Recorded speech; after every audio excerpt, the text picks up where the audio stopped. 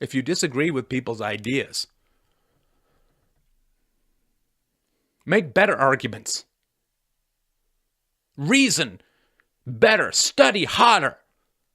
Learn how to speak more eloquently. Compel the attention of the world with the power of your rhetoric and the force of your analysis. That's called civilization. And that's all we've got between us and the well-armed beasts we can descend to like that. You disagree with a religion?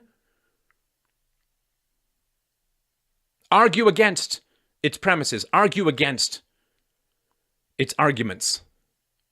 You don't go into a church, a mosque, or a synagogue and gun people down in cold blood.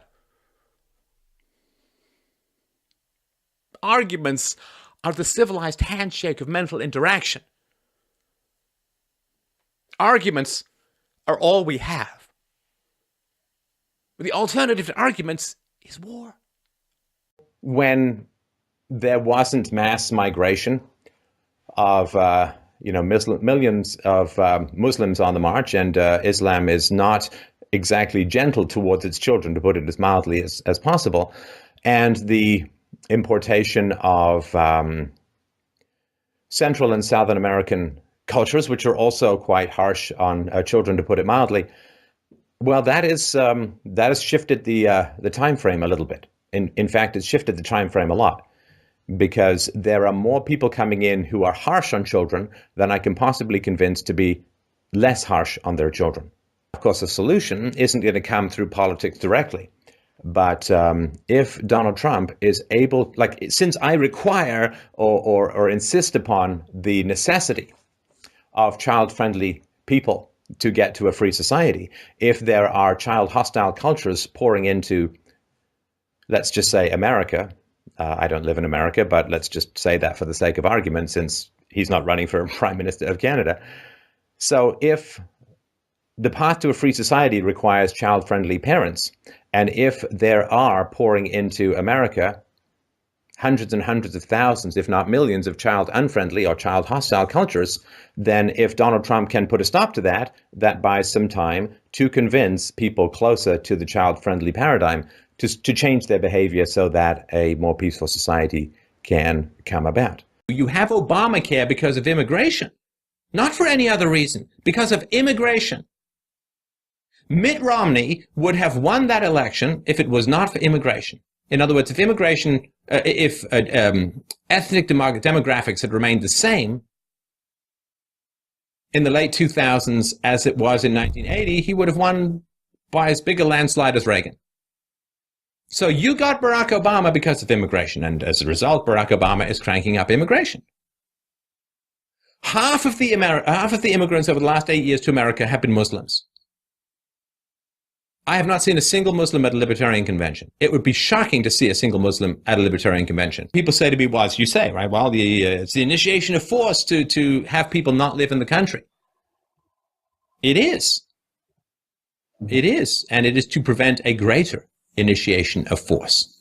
Well, not everyone. Because if they come into the country, statistically, they are going to cause a greater initiation of force by massive consumption of the welfare state and dedication to a party that itself is dedicated to expanding government to the nth degree, which is the leftists. So the only way to have prevented this migrant crisis would have been to enforce the laws. To enforce the laws. And what would that have looked like? I ask you that seriously. What would have happened if they had enforced the laws not allowing the migrants in? What I'm asking is, what would have been required physically from the state to turn the boats back? Well, laws, of course. Or nope. Not laws. You already have laws. They didn't turn the books didn't march down to the beach and do anything. Enforcement of the laws. Which means what? Which means having the people turn the boats back physically. And how do they do that? Well, so the guns would have had to come out. Yeah. See, all you're talking about is, and again, I respect and love you for it, honestly. But what you're talking about is everything but what it is. which is the guns would have to come out and people might have to get shot, because that's what laws are. Laws are comply or die. And it's every single law on the books is comply or die. Comply, or we're going to escalate violence against you until you either do comply or you're dead. Because if you resist the escalation of state force that's designed to ensure your compliance, if you don't pay your taxes and you ignore the letters and you ignore the court dates, and then eventually the police are going to come to your house to take it away. And if you defend yourself, they're going to shoot you. The guns have to come out. And again, this is something that, I mean, the gun in the room, I've been talking about it for a decade. And people don't want to see the violence of the state. They do not want to see the guns come out because they're so dependent on it. I mean, I do understand that me dying from a terrorist attack is just about as likely as the Chinese coming and invading the coast, which probably is not going to happen. I doubt that it will happen in my lifetime. But I just cannot shake that feeling that if the situation arises where I am somewhere where I should not be hearing gunshots and I hear them, I cannot be the one who runs away. I can't. Why? I can't do it. Because that's Why? what pussies do, damn it. And real American men who are armed and ready and trained, they're not pussies, okay?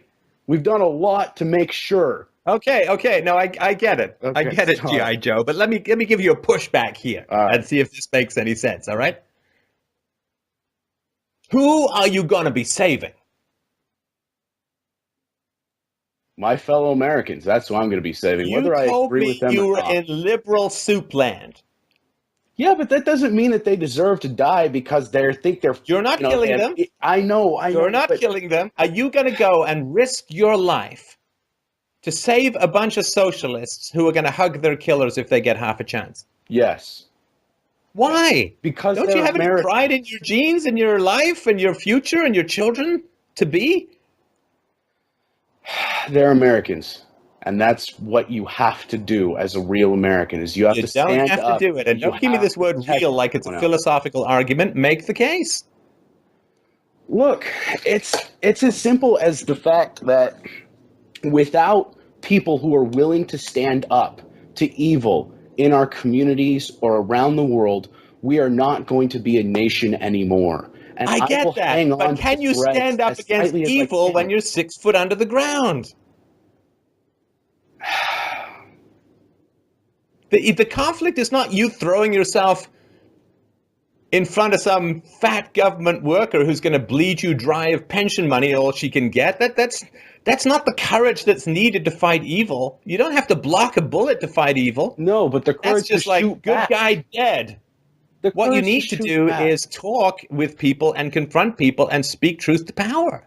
That's how you fight evil. It's not you taking a bullet for somebody who have you thrown in jail for following your own conscience. For God, some statist. I've been trying. I got to reorient you.